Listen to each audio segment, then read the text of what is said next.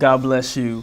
I want to talk to you today about something that is extremely relevant: suicide. We've been talking about suicide, how it is not just an attack on life, but is an attack on purpose. The devil wants to disrupt your purpose. And the way that he does that is he makes you think that you're not worth living.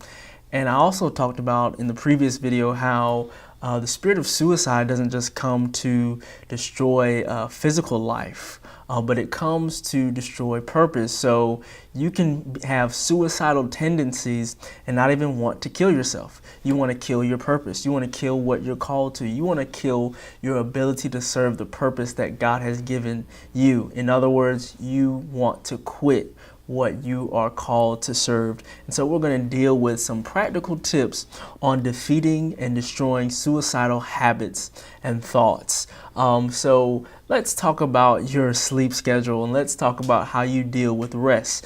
Psalm 4:8 says, "In peace I will both lie down and sleep. For you alone, O Lord, make me dwell in safety."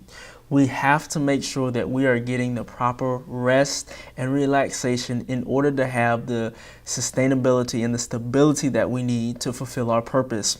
A lot of anxiety, a lot of depression, a lot of anger, a lot of all these things comes from our lack of sleep. I've had times where I didn't get the sleep that I needed, and I just felt horrible about myself. I felt horrible about life. You're more irritable, you're more angry. And notice here, the psalmist says, "I will lie down and sleep, for you alone make me to dwell in safety." So first things first, getting rest, getting sleep it begins with a decision. It begins with that decision. And so you have to counsel yourself and say, hey, I am going to go to bed. But why do we stay up so late sometimes? Because we don't think that the Lord is going to keep us safe. We have projects, we have things that we're working on, we have things that we're involved in, and we feel like being up late and staying engrossed in what we're doing is going to keep us focused, and it's going to make sure that things get done.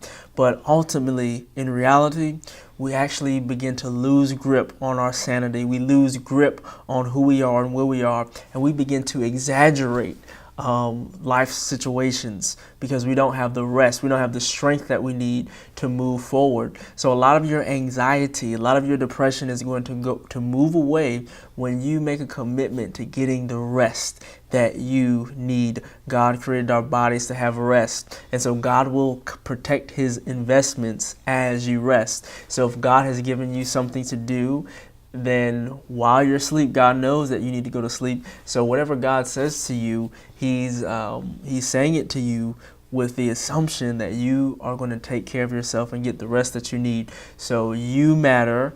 Your body matters, your health matters, and your physical health will affect your mental health. So be sure to get that rest. And for the workaholics out there, Psalm 127:1, "Except the Lord build the house, they labor in vain that build it. Except the Lord keep the city, the watchman waketh, but in vain." So don't stay up working on things that God did not tell you to build. Don't waste your energy, don't waste your heart, don't waste your time engaging in any activity that God has not given you provision to do. A lot of times we get into depression because we're not seeing the results that we want to see.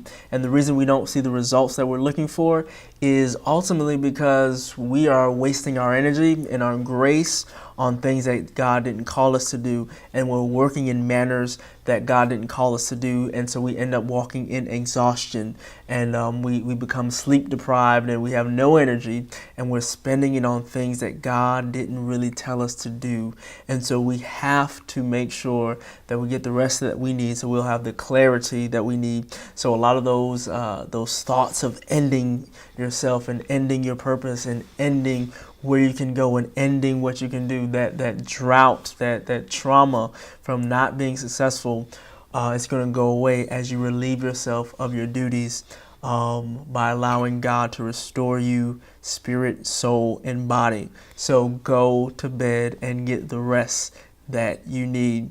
If this has touched you in any way, please comment, please like, and please subscribe and share it with someone who they'll bless. We're going to continue this conversation on depression and suicide, and I'm looking to see some powerful fruit come forth in your life. Be blessed and stay encouraged. I love you.